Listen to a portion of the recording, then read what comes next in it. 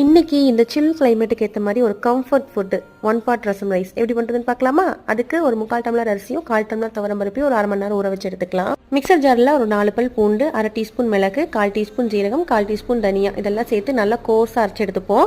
குக்கரில் தேவைங்கிற அளவு எண்ணெய் சேர்த்துக்கோங்க. எண்ணெய் சேர்த்ததுக்கப்புறமா கடுகு, 2 சின்ன வெங்காயம், 2 கொத்து கருவேப்பிலை, ஒரே ஒரு வரமிளகா, ஒரே ஒரு பச்சை மிளகா, ஒரே ஒரு தக்காளி பழம் இதெல்லாம் சேர்த்து நல்லா வதங்கினதுக்கு அப்புறமா நம்ம ஆல்ரெடி அரைச்சி வச்சிருக்கக்கூடிய பூண்டு, மிளகு, சீரகம், தனியா இதையும் இது கூடவே சேர்த்து நல்லா வதங்கினதுக்கு அப்புறமா தேவைங்கிற அளவு பெருங்காயத்தூளும் மஞ்சள் தூளும் சேர்த்துட்டு ஒன்ஸ் நல்லா கலந்து விட்டதுக்கு அப்புறமா ஒரு நெல்லிக்காய் சைஸ் புளியை கரைச்சி இது கூட சேர்த்திருக்கிறேன்.